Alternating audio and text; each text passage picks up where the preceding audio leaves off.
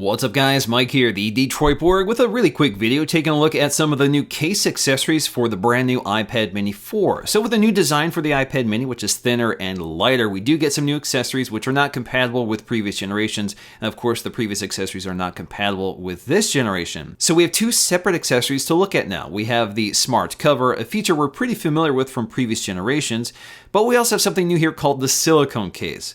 Now the Silicone Case just covers the back, but both the Smart Cover and Silicone Case are designed to work together for full protection of your iPad. No longer an option for the iPad mini 4 is the Smart Case, which was a leather covered case which provided full 360-degree protection, which basically integrated the back cover and the Smart Cover in one package, which I personally really liked, but they're going for a different approach here.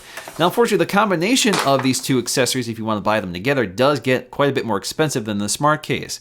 So the Smart Cover retails for $39, the Silicone Case retails for $59, so that's quite expensive for two accessories. Now both accessories are available in matching colors, so we have white, charcoal gray, stone, light blue, turquoise, midnight blue, lavender, pink, orange, or product red.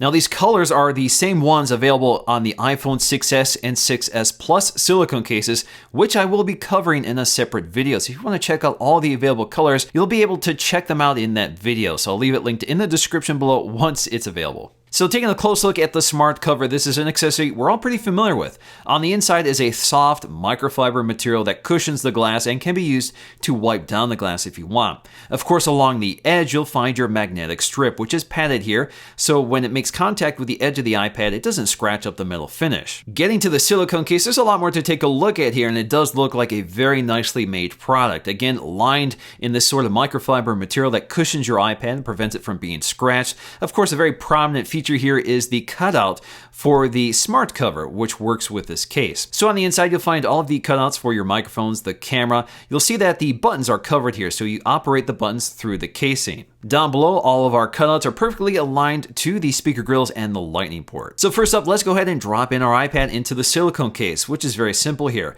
Now the great thing about the silicone case is that it does provide some edge protection, so if you lay your iPad flat without the Smart Cover on, it will protect the glass from making contact. So the combination here is really slick. Again, everything matches here, the colors and materials. And if you look along the back, along the silicone case, you can see in the white case here, we have this nice black Apple logo, which really stands out. Taking a look at our buttons and cutouts in the upper left corner, everything has been nicely cut out here and lined up perfectly with the microphone, the camera. You can see our covered buttons here, which are a little less tactile than not having the case on, but again, it remains pretty clicky, so you can still feel through the case. We do have a nice ample cutout for the headphone jack, which seems to work with basically every headphone jack I have. Down below, we have an ample cutout for the lightning connector, which does mean this works with most accessories, including Apple's iPhone Lightning dock, which actually works just fine with this. We also have our perforations for the speakers, which line up perfectly and do not contribute to any muffling of the speaker quality. Now along the left side, obviously a huge area here for the Smart Cover to attach to the iPad, but that also leaves the iPad vulnerable when the Smart Cover is not attached. But once the Smart Cover is attached, it's nicely protected, and there's just a small gap around it,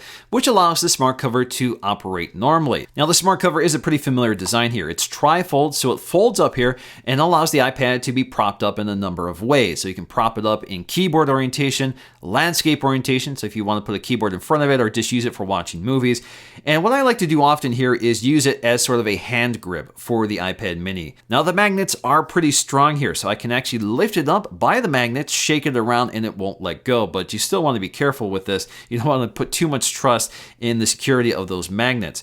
Now when you fold the cover back, it actually folds nicely here, and the magnets in the cover will adhere to the back of the iPad, and it's pretty secure here, so it doesn't flop around. Again, everything is nicely designed and smartly designed here, and seems to be improved from previous generations. And the great thing about this cover is that it just feels great in the hand. So when you're handling the iPad, you have this nice soft material which adds to gripability, but of course it also adds to the bulk of the iPad. But it's not bad here. Obviously, you're going to expect that with a case that provides some protection to the native iPad. So in the end, I can't deny the fact that these are nicely made accessories. They're precision designed and work perfectly with the iPad, and they're a nice quality product with nice materials. But the problem here is that they're very expensive, especially since the smart case that this sort of combination is replacing was cheaper. I think the idea here is they expect most people to just use the smart cover and not the silicone case. And the silicone case is really an accessory for the smart cover, but it's a much more expensive accessory than the smart cover itself. In theory, you can still use the silicone case independently of the smart cover and provide some protection to the iPad,